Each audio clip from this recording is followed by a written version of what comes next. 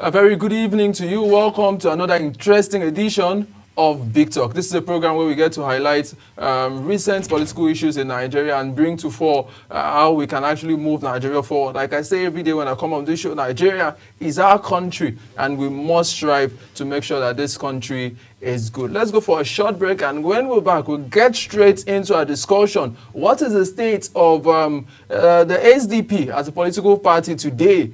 A lot of questions that will be asked today. Don't go nowhere. This is Big Talk.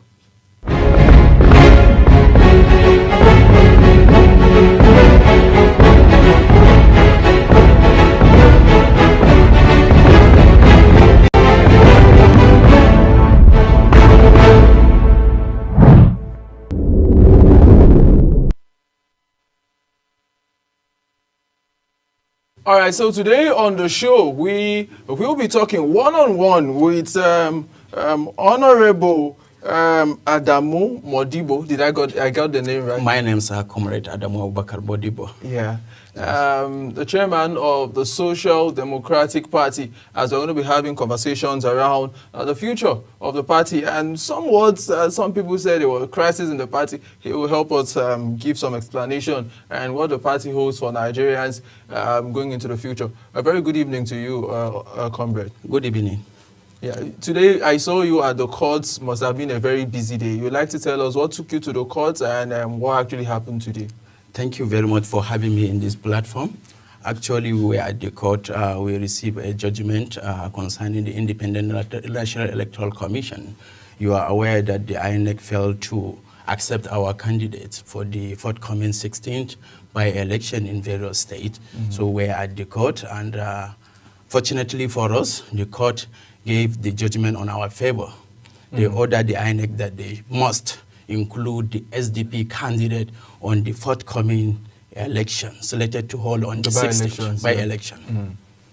All right, so there's been, okay, so the next question now will be, because when I saw the list come, not just your party, there's also another political party whose candidates did not appear. You know, it raised a lot of questions about those who bought tickets on the platform of your party, what the party was going to do. And as of today, have you delivered the judgment to INEC? How long do you think it will take INEC to be able to, go through this process and probably put back the names of your candidates so that we may see SDP contest in the forthcoming by-elections? I think I'm not in the position to answer this question. INEC is in position to answer this question. Ours is, we have gotten the judgment, and the judgment has been transmitted to INEC. So it's left for the commission to decide what they will do. But we are hopefully that they are going to do the needful.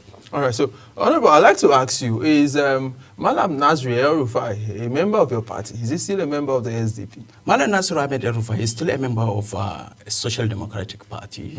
We have his membership up. And up till now, he has not said that he has resigned his membership. Therefore, he's a member of the Social Democratic Party. All right, so that talks about the coalition. We saw a member of your party, like you've mentioned, that Malam Nasir El-Rufai is still a member of your party. We saw him with the likes of former Vice President Atiku Abubakar. We saw him with the likes of Peter Obi and the rest of them, talking about the coalition. And we've seen the coalition choose the ADC and not the SDP as the vehicle to run in 2027. Is that something you are considering, looking at collapsing the structures of the SDP as we had in 2013, where we had ANPP, we had the ACN at the time, we had the CPC collapse structures to form the APC as we have today. Is that something you are considering? No, when you look at the scenario in 2013, it was a merger of political parties. But now people are saying coalition. And Malam Nasir Ahmed El-Rufai is there as an individual, but yet he's a member of SDP. So have you been approached as a chairman of the SDP? Have there been people who called you? I know you are very close to former Vice President Atiku Abubakar. Has he called you to ask you if you are going to be joining him in the ADP? Have you had that conversation? Not as such. Actually, my responsibility as the national chairman of the Social Democratic Party is to consolidate the party. When you look at the lingering crisis that is affecting the party, which necessitated National Executive Committee to suspend the entire NWC of the party and then saddle us with this responsibility. I think my responsibility is to consolidate the party at this juncture. All right.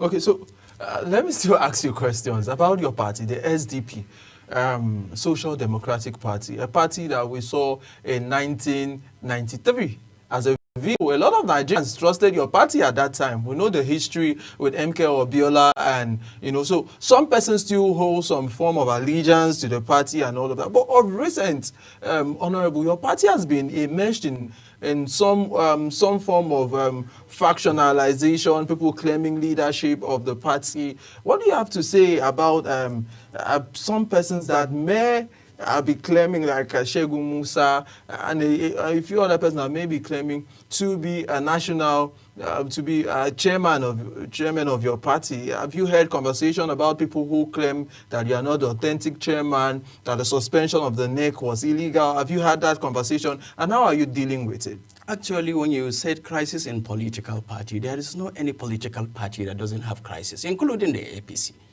I hope you understand. So you can avoid crisis in political party, but how you manage the crisis matters. Actually, when you look at what happens previous months ago, there was a crisis among the leadership of the party between the national chairman and the national secretary, which I believe every Nigerian is aware of what happens, and then the way and manner they are treating the members of the party and their failure to organize themselves, to sign letters and do a lot of things which they were about to destroy the party. That was what happens when the good people on the 25th day of July last month called for the NEC meeting, and then suspend the entire NWC, and then put the people that may think they are going to fix this party. So everybody is at his liberty to claim that he's an authentic chairman or authentic publicity secretary and so on. But all what we know, this party has constitution, and the party has procedures, and then the procedures was followed diligently to make sure that the NEC meeting was conducted successfully, and it was done without any rancor. And I believe some of the journalists was there when the NEC went through. So I don't think there is a leadership crisis up till now, rather than some people are still agitating, saying that they want to be part of the leadership, and they don't want the new leadership to progress. They are thinking they have stayed for long. Somebody will not come and take power. They are thinking they have their selfish interest to continue protecting in the party, which I believe it is not going to be good to Nigerians. All right, so how are you reaching out to people who may not support your leadership? Because in every leadership we see there may be some persons who are critics, who may be feeling that the policies of the party is not favorable. How are you reaching out to some persons who may feel aggrieved in the party? Because I hear that a lot with political parties, aggrieved party members. So how are you dealing with aggrieved party members of the Social Democratic Party? It's one of the responsibility of this new leadership that we have set up a reconciliation committee. The reconciliation committee will reach out to all and sundry. And we are inviting everybody. If really you love the party, you have to listen to the reconciliation committee, and then you should drop your grievances aside and then put the interests of the party in front. All right, so I'm still talking about a lot of things we saw on some newspapers that, like I mentioned, Malam Najri El-Rufai was suspended by the party. I don't know if you have any clarification about that, because we saw it on the newspapers that he was suspended by the party. When you look at it, I don't want to talk of hate, but what I want you to understand, the constitution of the Social Democratic Party has stipulated ways to be followed in order to suspend any party. How do you understand? You cannot just wake up and say that you have suspended somebody, or you gave him a life ban or 35 years ban. And so do you ask them, do they follow the process? Are they in the position to do that? From 25th of July till date, I'm leading the NWC. I'm in the position to convene an NWC meeting, and that announcement was made, I think, somewhere around 28th or 29th of the of last month. When So, Chairman, what you are saying by this conversation is that, according to the powers you have, Malam Najri El-Rufai is not suspended, and The articles we saw on social media, on print, saying he's suspended is false. Is that what you are confirming to us? Do you ask those people that said they suspended him, they followed due process? Or are they in the position to give some suspension? So these are questions that you're supposed to throw to them, not me. I'm just telling you that from the 25th day of July 2025 up till today, there is nothing, no any issue like such on my table. So sorry, just for clarification, so our audience can be clear, because sometimes the English we can get lost in the mix. I'm asking, is Malam Nasir El-Rufai, former governor of Kaduna State, we saw him join the SDP. Is he suspended, or is he a bona fide member of the SDP at this time? That's the question. Up till now, Malam Nasir Ahmed El-Rufai is a bona fide member of Social Democratic Party. That's clear.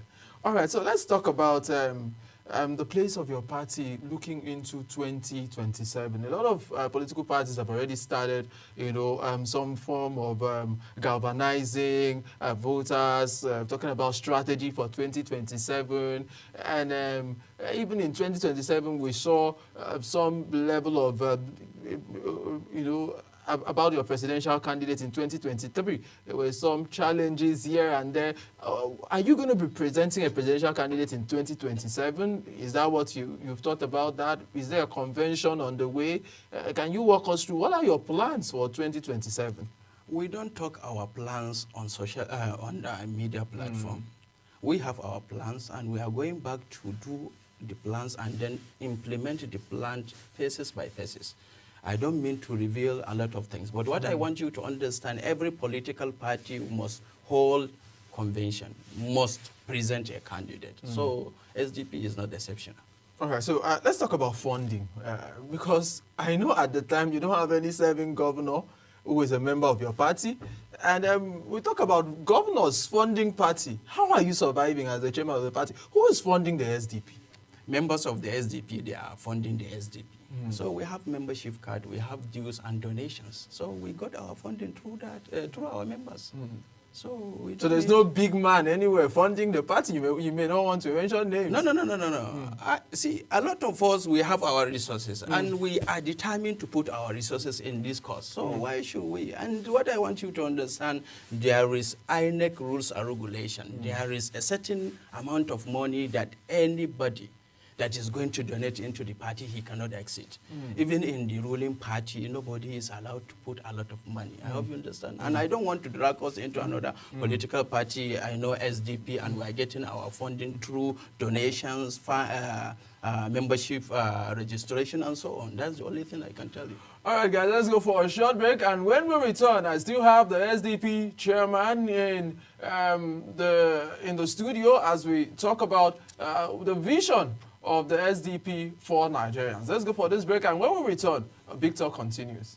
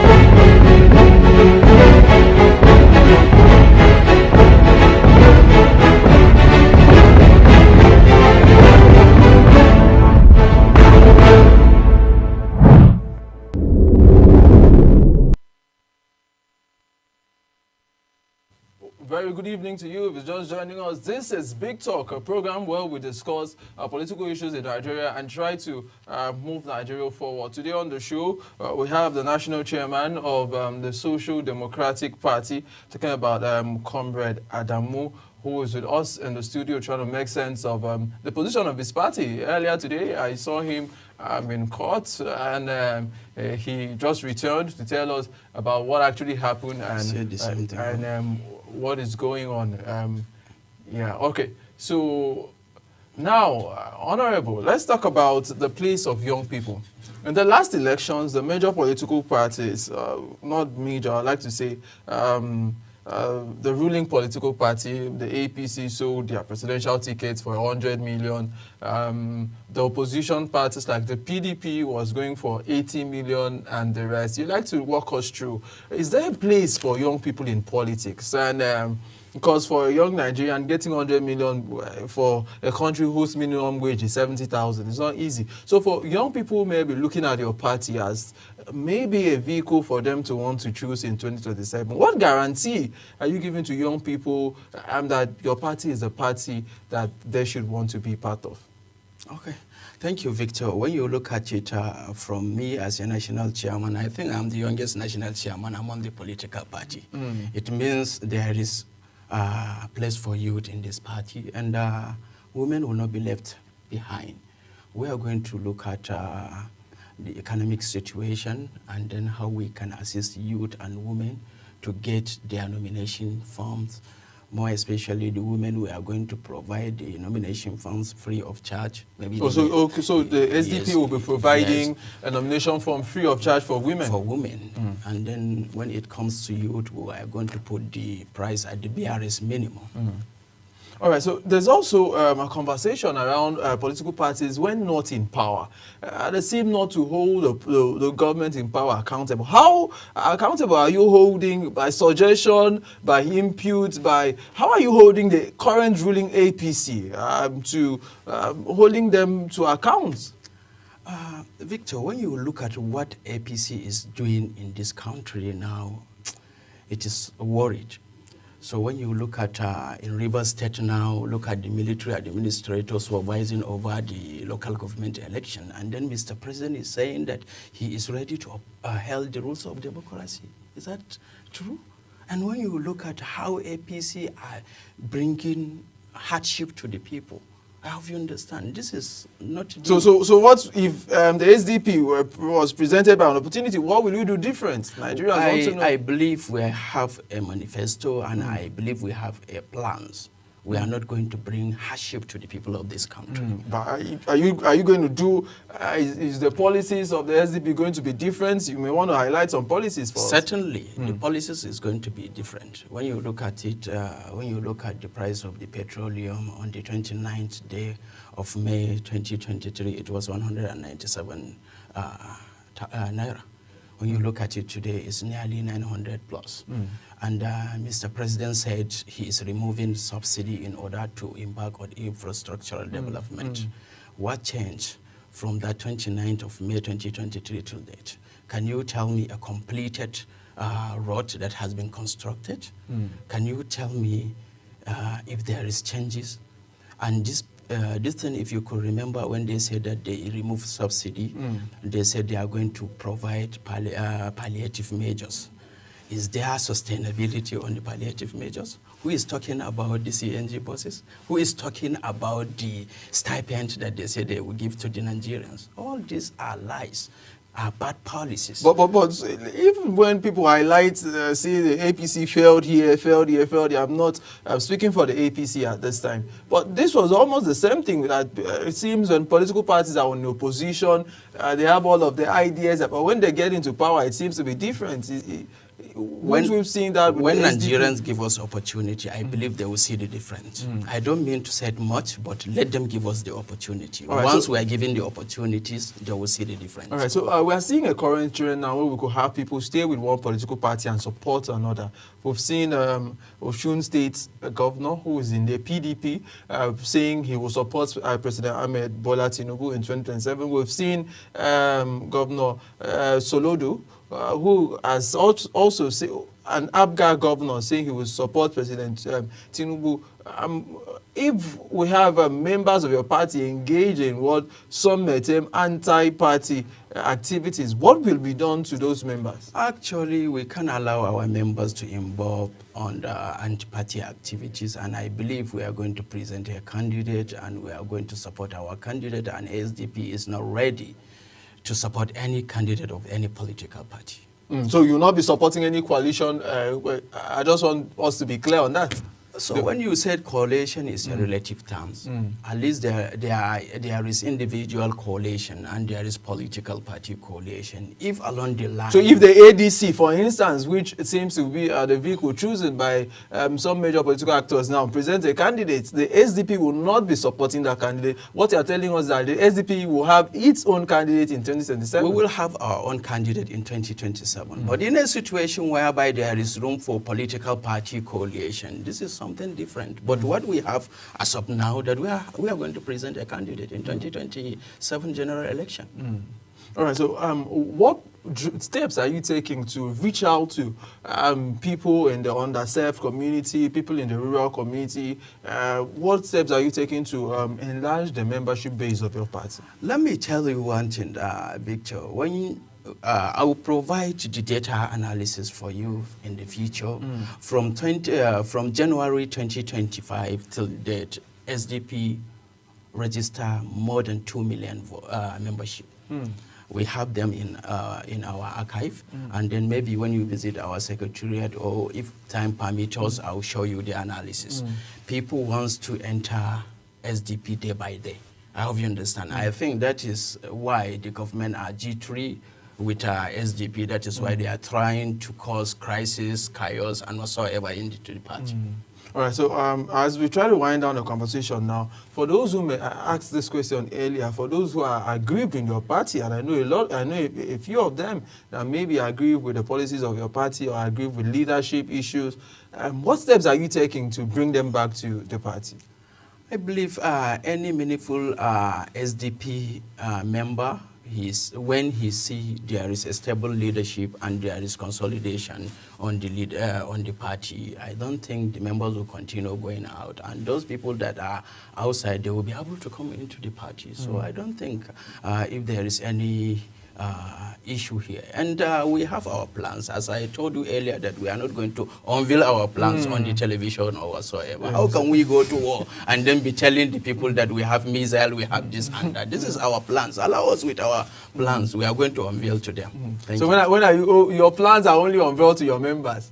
Of course, you know I'm not your member. Yes, that's it. I know the kind of persons that you are interacting with. Therefore, I should hold my plans. Nigerians who may not necessarily be your members, but may want to vote for your party. There is a manifesto of the SDP, and we are reaching all the Nigerians in nook and cranny. All right, so I believe them Nigerians, they know SDP is good for them. Nigerians know SDP is good for them? Yes. All right, so some people have talks about some political parties being regional in approach. We see that come a lot with the allegations that even with the APC, sometimes of political correctness, that the president, if he's come from the south, the vice should come from the north.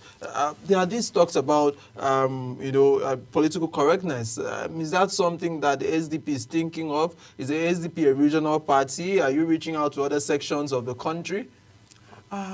Victor, as you said earlier, when we started this conversation, you said SDP was here since 1993. I think, let me correct you, SDP was in existence since 1989. And it is a national party, it is not a regional party. And if you could remember... But people argue the SDP of, let's see, yes, correct, absolutely. Yes, even 1993 may not be the same SDP of today. No, what differ the SDP of 1993 as an SDP of today? Is the logo change?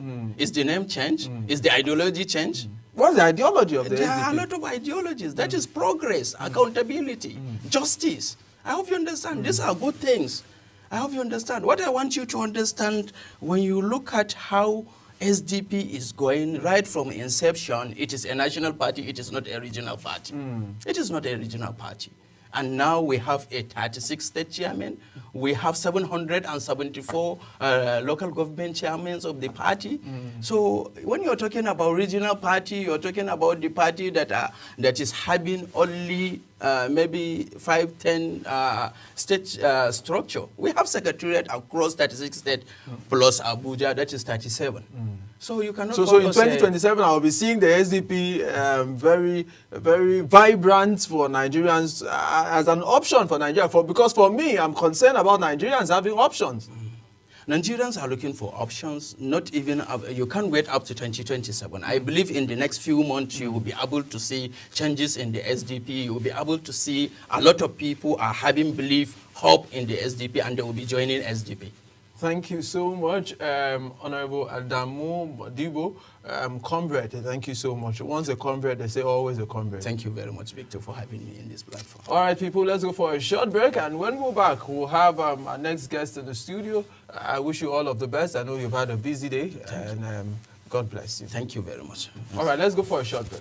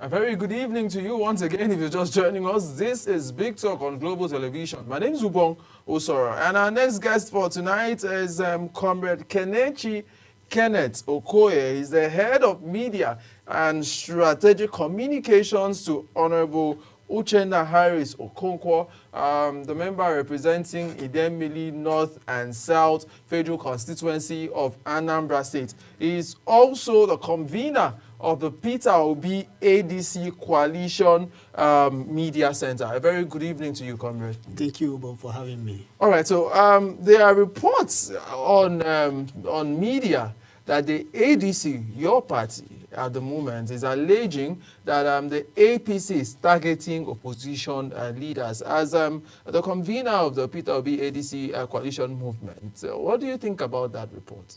Okay, first of all, I want to establish that we, the opposition party, we support anti-corruption drive. Yes.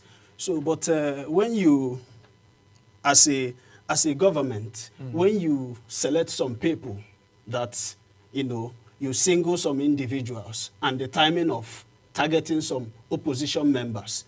For instance, the recent arrest of the former governor of Sokoto State, Aminu Tambuwal, you have to question, you have to ask yourself, is he the only person that have case to answer? We have people in the APC that also have case with the EFCC. You understand? But these people, they are working freely.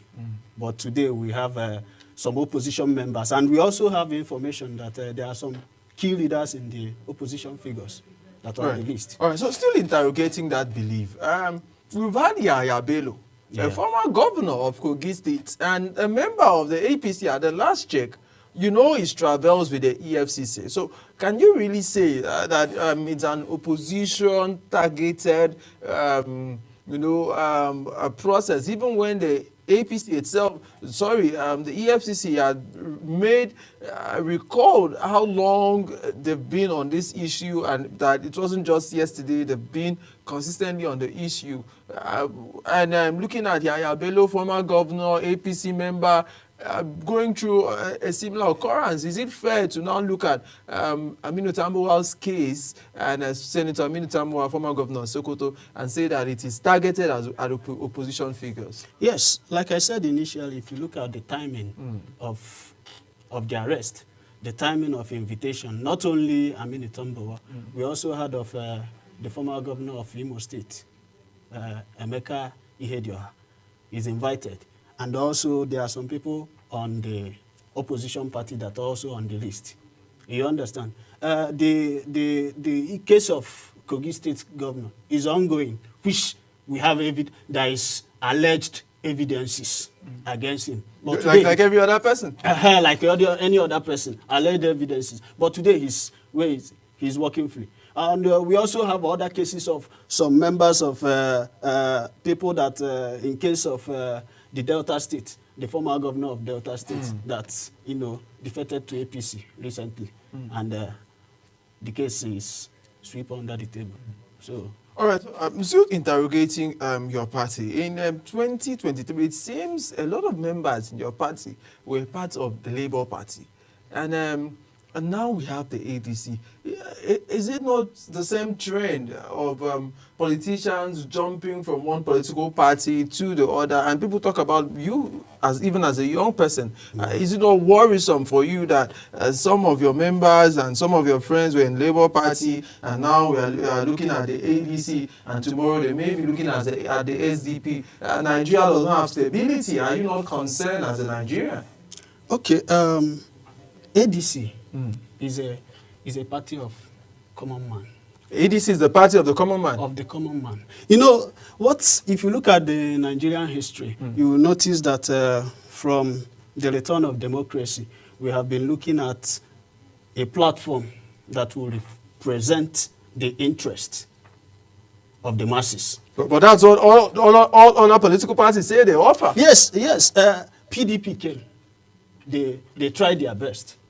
You understand? But their best is not good enough. And we have some issues and all of that. And Then APC came on board and they promised that they are going to. But at the end of the day, we find out that the PDP is more even better than the APC.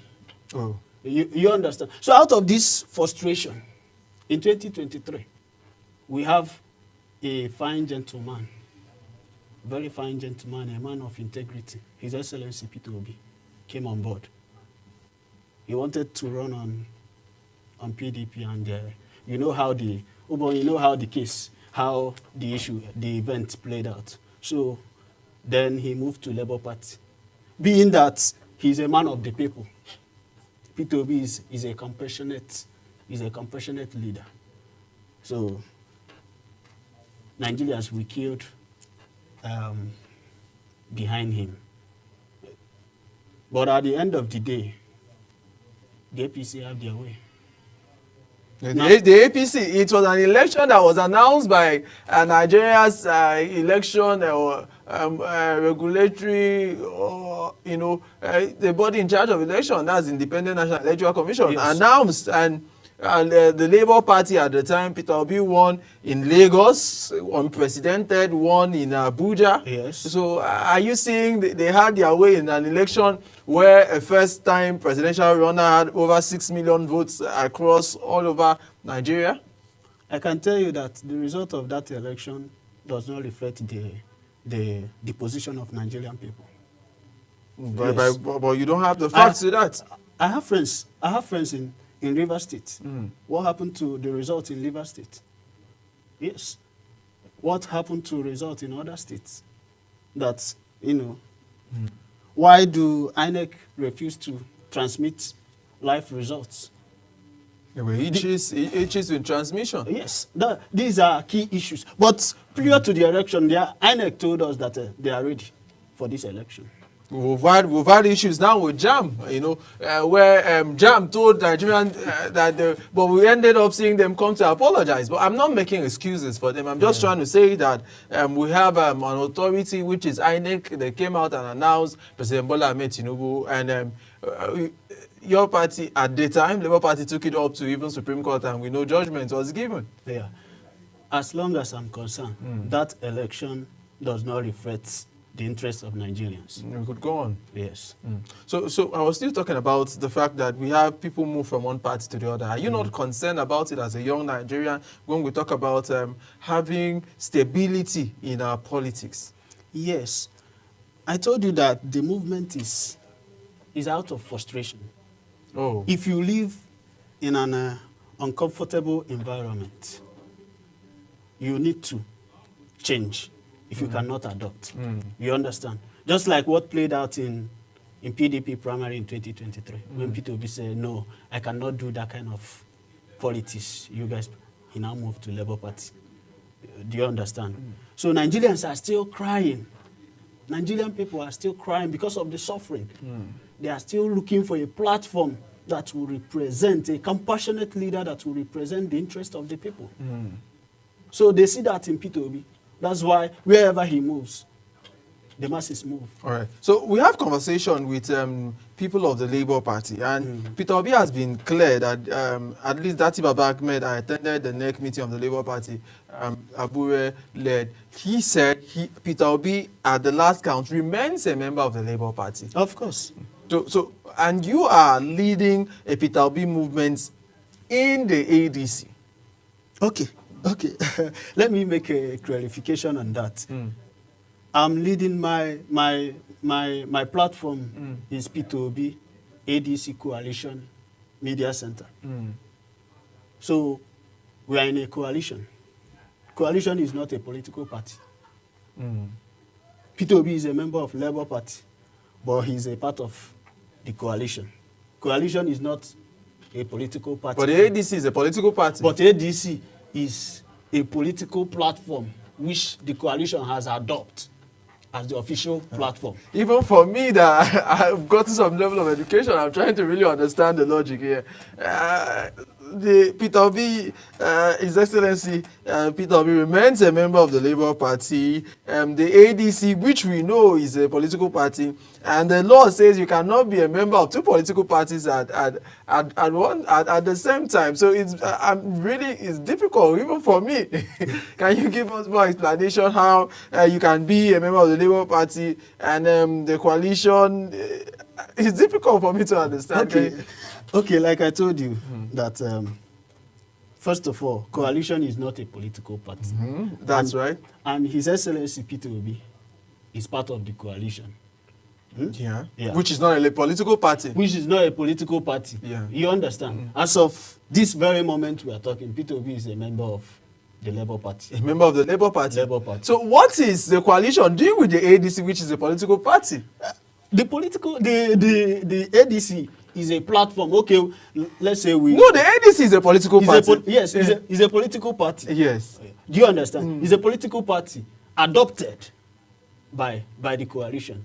So, now, yeah, go ahead. Now, Peter Obi have not come out to say, I'm joining this political party, but I'm part of the coalition, which is a group of. It still brings us back to the logic, but that's fine. That's fine. Let's move on now. I'd like to talk about your principle. You work with the Honourable representing Idemili North and South Federal Constituency. Yes. As a young person, and we've seen a lot of lawmakers who were elected on the platform of the Labour Party. Yes. And the popularity of that platform. Is it fair to the Labour Party that people were elected on that platform, they got into the National Assembly and they've left the party? Is it fair? Let's even look at the morality of the action of leaving. Is it fair that they've just left the party in less than 2 years to even the APC, that at the point they could not afford to buy tickets of the APC? Is it fair that they've left the Labour Party to those political parties? Okay. First of all, I have to speak on behalf of my boss. Yeah. As of this very moment, my boss is a member of Labour Party. True. And he's still in Labour Party. I have a conversation with him some couple of days ago concerning this issue. He said he's a full member of Labour Party. You understand? So for those people that have, left the party, it's left for Nigerians. So for you, are you still a member of the Labour Party? Yes, of course. I'm a member of the Labour Party and also part of the coalition. And it's not anti-party activities? No, it's not anti-party activities. Coalition is not a political party. But the ADC is a political party. So Yes, so if the ADC should have meetings, will you attend ADC meetings? I don't attend the ADC meeting. I attend the Labour Party meeting. Oh, so but you attend okay, there's a separate meeting like coalition meetings. No, the problem here is that, we are joining the two ADC and the coalition together. But these are separate entities. Oh. Do you understand? There are some people that are still in the coalition, but they are not member of the ADC. Do you understand? So, coalition is a separate entity. ADC is a political party. But the coalition adopted ADC as the party. Irrespective of they are also pursuing the registration of the other party, ADA. Do you understand?